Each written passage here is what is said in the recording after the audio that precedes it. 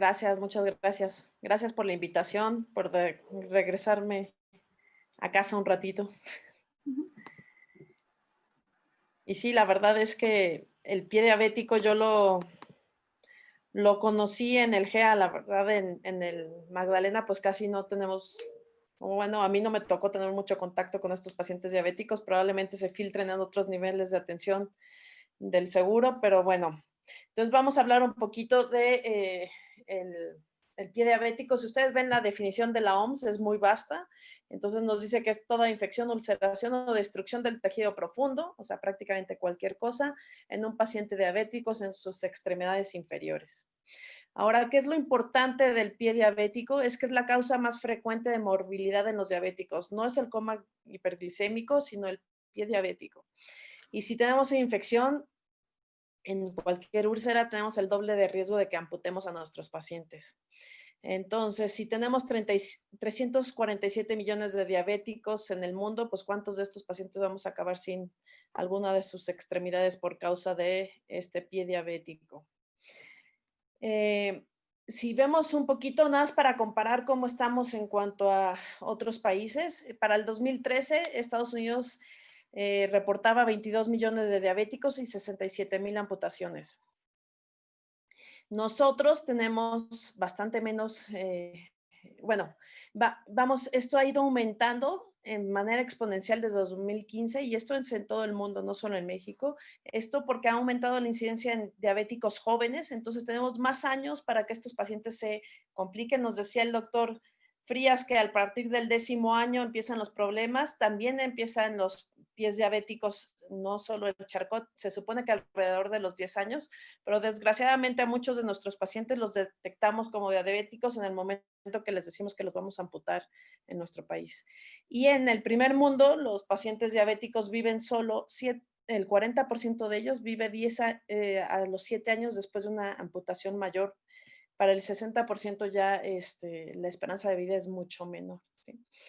Se estima que el 40% de los recursos en salud, y ahora que estamos gastando tanto en otras epidemias, los gastamos en las complicaciones del pie diabético, de acuerdo a la OMS. Y decíamos que en Estados Unidos hay bastante más diabéticos. Bueno, pues nosotros tenemos 75,000 amputaciones para el 2013 y esto ha ido en aumento bastante. Se considera que hacemos como 75 amputaciones diarias, ¿sí? Entonces, si nosotros hacemos el cálculo de acuerdo a las encuestas de en salud, tenemos que para el 2016 tuvimos 800,000 úlceras abiertas en los pacientes en México, que esto es muchísimo, ¿no? De acuerdo a lo que gastamos en cada uno de estos. Eh, si vemos nosotros también estas encuestas en salud, solo el 20% de los pacientes diabéticos revisan sus pies en el último año, ¿no? Cuando la recomendación es que lo revisemos diario.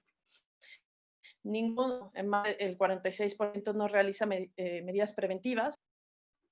Y si nosotros estamos realizando tantas amputaciones, solo fabricamos 1,500 prótesis en México al año. Entonces, pues la mayor parte de nuestros pacientes diabéticos jamás podrán tener acceso a una prótesis para poderlo reintegrar a sus actividades.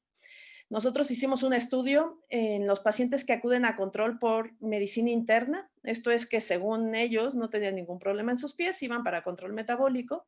Si tenemos un paciente en promedio con 60 años, 12 años del diagnóstico de diabetes mellitus, entonces teníamos que en el 75% de ellos ya teníamos datos de neuropatías, hormigueos, parestesias y ya teníamos hiperkeratosis plantares. Entonces todos estos pacientes son pacientes en riesgo para que nosotros los vayamos a amputar, ¿sí?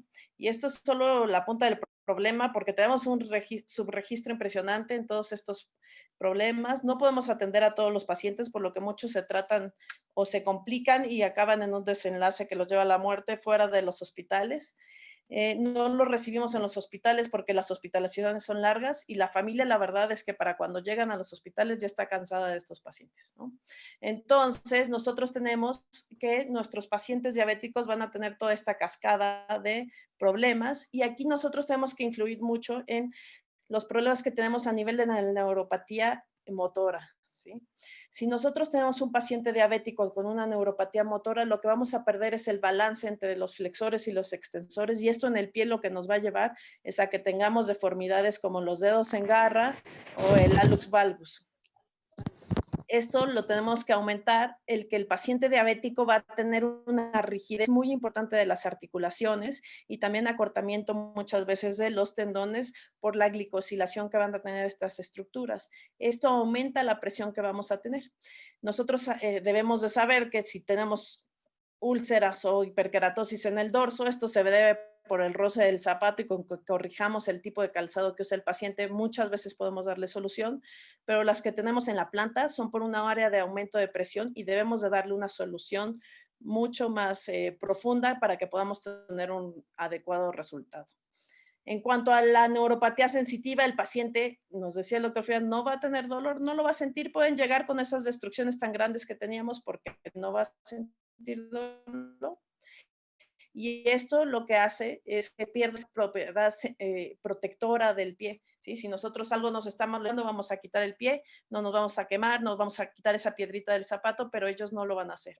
Y en cuanto a lo autonómico, vamos a tener esta piel reseca, que es muy característica de los pacientes diabéticos. A veces pensamos que todos tienen micosis y no es esta micosis, sino es esta reseca autonómica. Y esto es también parte del charco.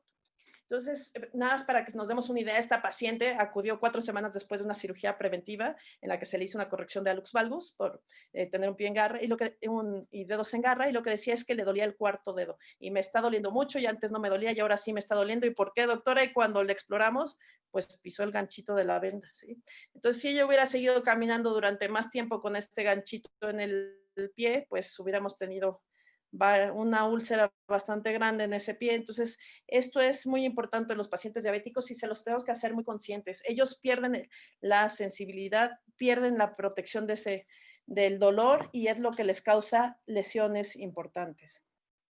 Entonces, podemos dividir a nuestros pies diabéticos en varias fases: el pie diabético activo, el pie de Charcot y el pie en riesgo, que es un poco lo que vamos a ir viendo. Entonces, nuestro pie diabético activo es aquel que tiene celulitis, osteomielitis, todo esto que ya conocemos muy bien en nuestros pacientes y que puede presentar ataque en el estado general, pero hay que recordar que los pacientes diabéticos en general, cuando ya tienen un ataque en el estado general, es porque están muy mal.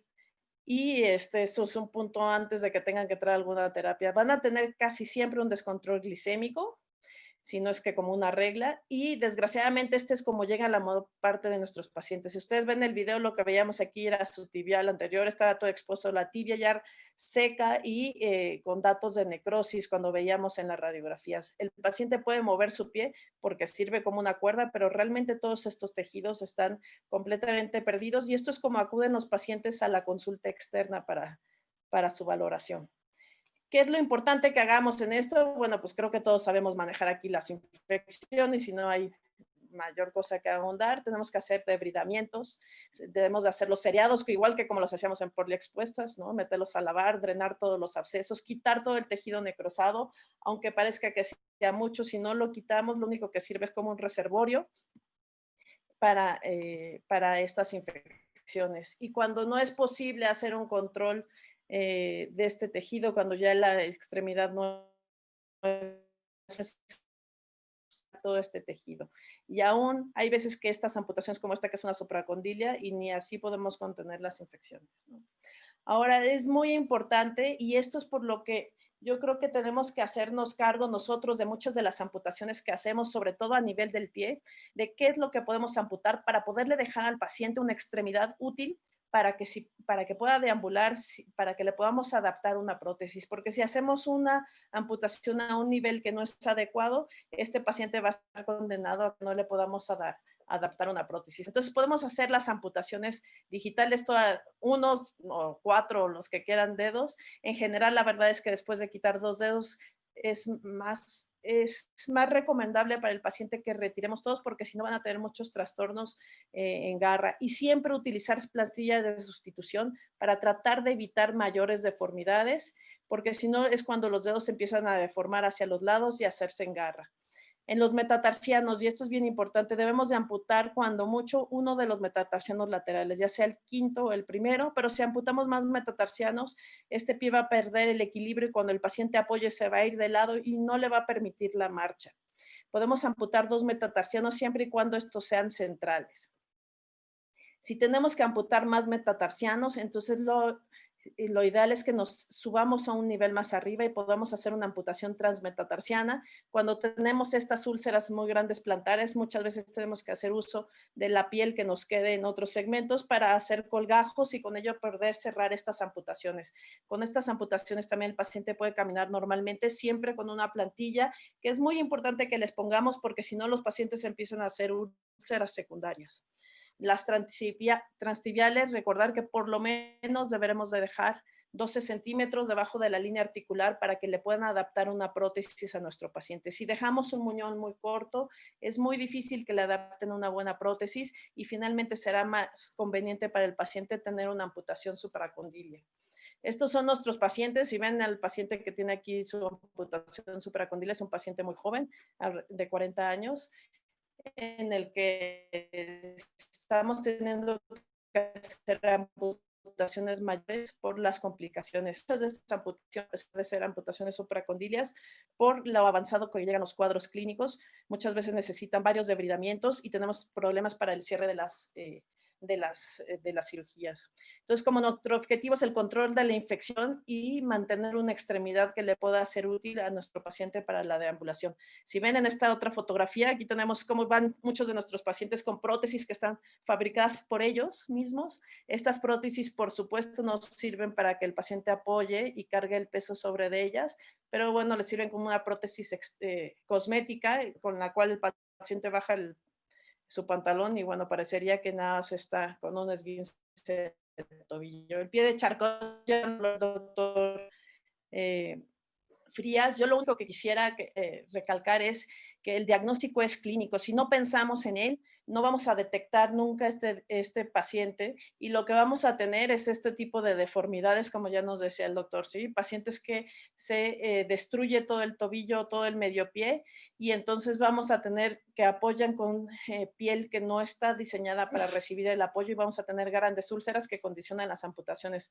Podemos tener también pacientes con Charcot en otras articulaciones y lo que debemos de evitar es que este paciente Charcot que está haciendo una hiperkeratosis se vuelva un pie en riesgo o un pie diabético activo por esa úlcera que está formando debajo de esta hiperkeratosis. Hay que recordar que si bien nos dicen que la incidencia del Charcot es baja, alrededor del 0.1 en todos nuestros pacientes diabéticos, cuando nosotros vemos las radiografías de los pacientes diabéticos de más de 10 años de evolución, se considera que alrededor del 30% de ellos van a tener cambios relativos a Charcot. Esto quiere decir que muchos de los Charcots agudos se nos están pasando sin diagnóstico. Entonces hay que estar muy al pendiente de este tipo de pacientes cuando entren a nuestra consulta. Y como decía el doctor Macosay, todo pie inflamado y edematoso en un paciente diabético es un pie de Charcot hasta no demostrar lo contrario. Ahora, ¿cuál es el pie en riesgo? Esta es otra de las clasificaciones para el pie diabético. Y la verdad es que esta es la causa de por qué yo me metí un poco al tema del pie diabético, porque quería hacer cirugías preventivas para este tipo de pacientes. Entonces, el pie de riesgo está descrito claramente por la OMS como aquel que tiene hiperkeratosis o deformidades o ya úlceras presentes en un pie diabético. ¿Sí? A esto hay que agregarle que el paciente ya tiene una neuropatía sensitiva y motora, que era lo que estábamos viendo, tiene una enfermedad vascular periférica, tiene anomalías de la marcha y la postura por esta glicosilación de las estructuras y tenemos ya deformidades estructurales. ¿Sí? Tenemos que enseñarle a estos pacientes a utilizar un buen calzado y para esto tenemos que nosotros estar y enseñarle a los demás médicos que tenemos alrededor, los que trabajamos en ambientes con muchas especialidades, cuáles son los zapatos que podemos recomendar para los pies diabéticos. Tenemos que enseñarles a nuestros pacientes las medidas de prevención. Esto es que el paciente revise diariamente sus pies. Si el paciente ya no ve o no puede llegar hacia su pie porque no se puede agachar, entonces debe de haber algún familiar que se haga cargo de revisar a estos pacientes para que detectemos tempranamente cambios de coloración o presencia de úlceras o de roces con el calzado que nos puedan llevar a favorecer un pie diabético agudo como veíamos antes. Podemos utilizar ortesis cuando vemos que hay algunos dedos en garro, algunos hallux valgus, y por eso es que es importante que el ortopedista se involucre en el tratamiento de los pies diabéticos, sobre todo estos pies en riesgo, porque este tipo de manejos no los va a dar el cirujano vascular, sino los tenemos que dar nosotros. Debemos de indicarle a nuestro paciente que use calcetines, de preferencia sin costuras, y si no tiene presupuesto para ellos, por lo menos que se ponga el calcetín al revés para que la costura no le haga daño. El calzado adecuado debe ser un calzado con una suela ancha para que si el paciente llega a pisar un clavo, que lo pisan bastante a menudo los diabéticos, no le llegue hasta el hueso cuando se entierre ese clavo, que sea una horma ancha, que sea una caja ancha para que pueda guardar en él sin hacer daño a los dedos en garra o a los hallux valgus que pudiera tener nuestro paciente. Hay que enseñarles a hacer ejercicios de rehabilitación de movilidad y de elasticidad de los tendones para evitar esta rigidez de las articulaciones. Y la OMS recomienda que, como mandamos al paciente diabético cada año con el oftalmólogo, también deberíamos de mandarlo con el ortopedista para poder hacer la detección de estos pies en riesgo y, si es necesario, hacer una cirugía preventiva. Yo, a mí, tengo eh, mi preferencia es realizar esta cirugía preventiva en pacientes diabéticos mediante cirugía de mínima invasión. ¿Qué es lo que es hacer en estos pacientes de riesgo? ¿Sí? Sabemos que las necrosis y las infecciones se más frecuentemente a los dedos en garra y a las secuelas de los pies de charco, ¿sí? Entonces, vemos que todas las úlceras paren a un aumento en la interna. Entre las 35% de las amputaciones de la literatura mundial están precedidas por una úlcera. Entonces, si nosotros podemos evitar que estas úlceras se formen, vamos a poder estar evitando varias de las amputaciones que tienen nuestros pacientes diabéticos. Acabamos de publicar un artículo precisamente con esto, tratando de ver los pacientes que ya tenemos hospitalizados que quieren amputación, problema por el cual vamos a tener que amputar su extremidad. Y lo que reconocieron ellos fue las úlceras en el 44%, flictenas en el 26%, hiperkeratosis en 20% y dedos en martillo en 10%. Entonces, todos, el 96% de nuestros pacientes lograron identificar por lo menos una de estas lesiones. Entonces, si nosotros podemos evitar que estas lesiones se formen en nuestros pacientes, pues podremos evitar buena parte de las amputaciones que tenemos en el pie de un diabético. Puede llevarnos a necrosis sin que necesariamente tengamos un proceso de isquemia. Podemos tener buenos pulsos a nivel retromalleolar o pedios y sin embargo tener isquemia de uno o varios dedos por este trauma repetitivo. Entonces, nosotros no podemos aliviar la neuropatía, ni nadie puede aliviar la neuropatía a estas alturas, pero sí podemos, mediante el tratamiento ortopédico, retirar la presión de estas zonas que están haciendo más tendencia a ser una úlcera o a una hiperkeratosis. ¿Cuándo vamos a hacer estas cirugías? Tenemos que hacerlos cuando el paciente esté en las mejores condiciones posibles. Esto es, tenemos que tener un manejo multidisciplinario para ver que el cirujano vascular nos diga que tiene una buena circulación. Podemos verlo con medicina interna, que tenga un buen control metabólico. Vamos a tomar todos nuestros estudios preoperatorios y además vamos a tomar siempre BCG y PCR prequirúrgica para poder hacer un seguimiento del paciente, y podemos tomar también proteínas para poder ver que el paciente esté en un buen estado nutricional que nos permita una adecuada consolidación y cierre de las heridas. Sí, nosotros tenemos que tener siempre un estudio radiográfico previo para que nosotros podamos marcar qué es lo que queremos tomar, y podemos pedir resonancias magnéticas o gamografías para poder delimitar zonas con osteomelitis, aunque ninguno de estos ninguno de estos estudios nos va a decir con certeza si hay una osteomielitis en estas estructuras óseas o si hay un edema debido a la zona de hiperpresión. Entonces, eso es algo que tenemos que tener en cuenta. La verdad, el diagnóstico lo vamos a tener hasta que hagamos el cultivo de estas zonas de tejidos óseos. En nuestros estudios radiográficos podemos hacerlos marcados, siempre cuando tomamos estudios radiográficos del pie y querramos hacer cambios en la estructura ósea por deformidades estructurales, vamos a tomarlos con apoyo y vamos a marcar las zonas donde está nuestra úlcera. Entonces, si tenemos una úlcera en esta zona es fácil saber que está debajo del segundo dedo, pero bueno, vamos a marcar estas zonas para que podamos identificar exactamente la saliente ósea que nos está causando esta deformidad. ¿Qué podemos hacer mediante la cirugía percutánea? Podemos hacer cualquiera de los procedimientos que hacemos mediante cirugía abierta. Podemos tomar toma de cultivos, correcciones y limitar el riesgo de nuestros pacientes.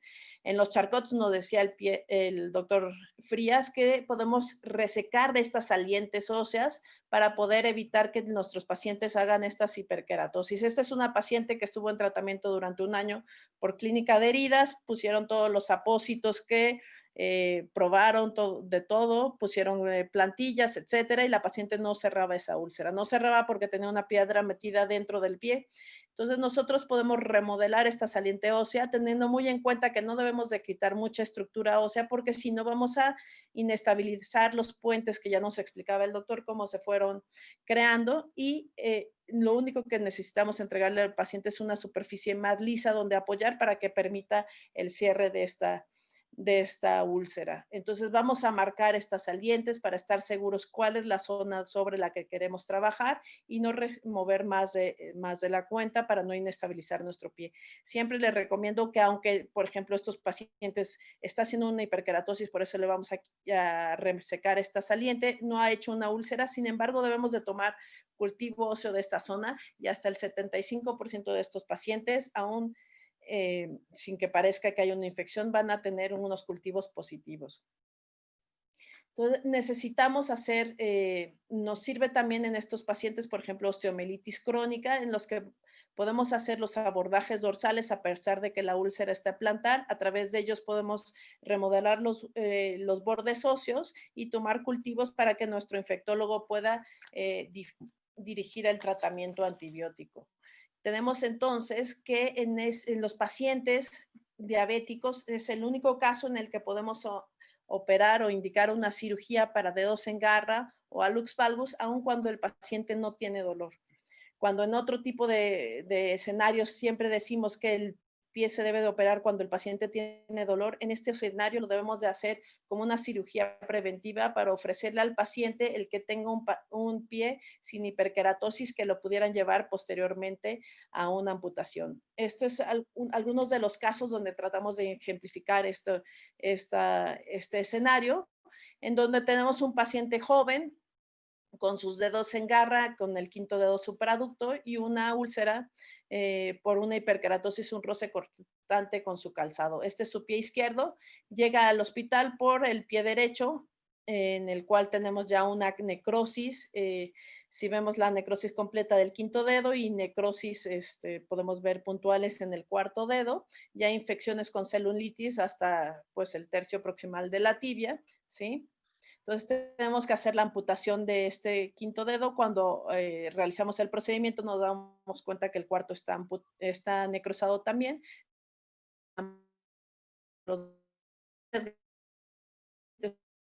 muy jóvenes, pues a los 18 meses de este procedimiento el paciente tuvo otro traumatismo que aumentó una amputación transtibial. Entonces, este tipo de pacientes es lo que queremos evitar. Si podemos hacer un tratamiento preventivo para corregir estos dedos en garra, disminuir la presión mediante alguna cirugía, ya sea mínima invasiva o abierta, debemos de poderlos ofrecer este tratamiento antes de una amputación. Debemos recordar que en el pie diabético, también debido a que tenemos este acortamiento importante de los tendones, no todos los problemas del pie están ocasionados dentro del pie. Muchas de estas úlceras en la región más anterior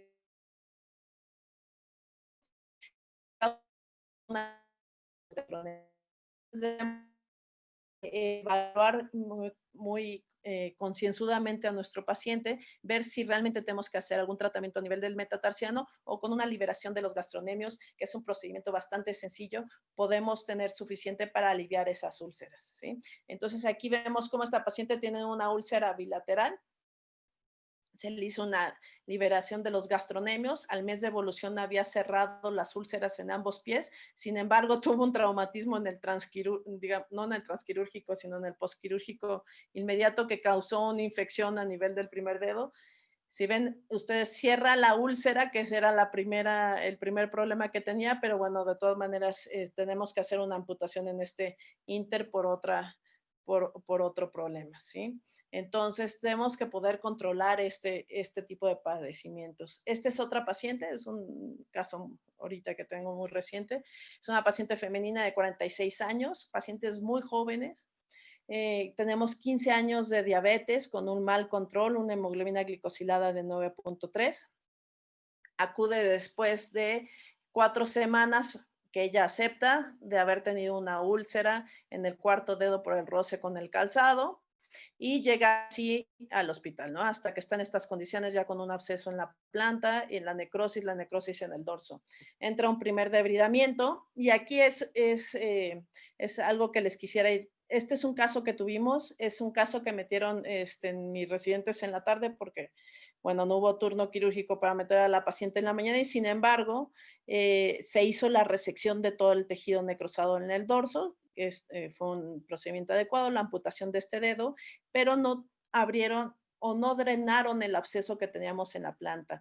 No hubo una adecuada exploración para ver si teníamos alguna conejera, alguna conexión hacia la planta y entonces no se hizo esto en el primer debridamiento. Sin embargo, las condiciones del pie mejoraron para el segundo debridamiento, pero se encontró esta conejera, se abrió entonces la planta, veamos cómo el metatarsiano quedaba completamente salido, entonces decidió resecar y esto es cómo va evolucionando. Los pacientes los lavamos, tratamos de lavarlos por lo menos cada 72 horas, se les hacen lavados quirúrgicos.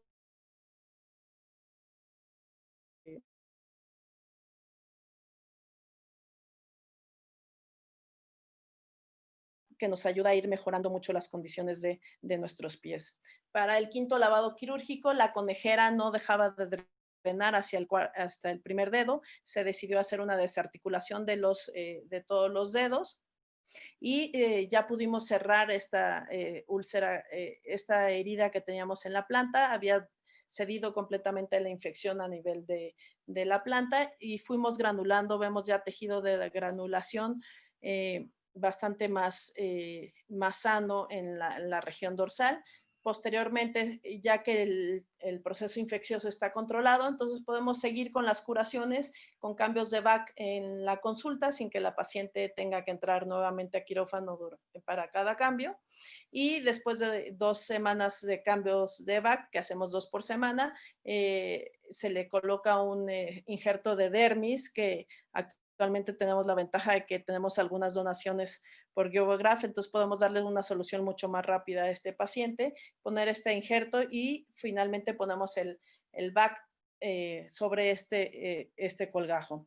Entonces, tenemos que, como conclusiones, tenemos que involucrarnos los ortopedistas en el manejo del pie diabético. Yo sé que a nadie nos gusta este tipo de pacientes, son pacientes muy difíciles, pero hay problemas en el pie diabético que les debemos de dar solución nosotros y que los pacientes van a tener una mucho mejor evolución si los tratamos nosotros como ortopedistas, tomando en cuenta los principios de qué segmentos, dónde podemos hacer las amputaciones. Entonces debemos de involucrarnos todos, conocer cómo debemos de explorar a nuestros pacientes. Debemos de siempre que llegue un paciente diabético a nuestra consulta, lo veamos que es un paciente diabético de larga evolución y que no está muy controlado, bueno, pues hacer una revisión de sus pies para que por lo menos podamos alertarlos sobre algunos posibles problemas. Esto es un diagrama que nos propone un médico para que podamos hacer una revisión de los pies muy rápida, que no nos tome mayor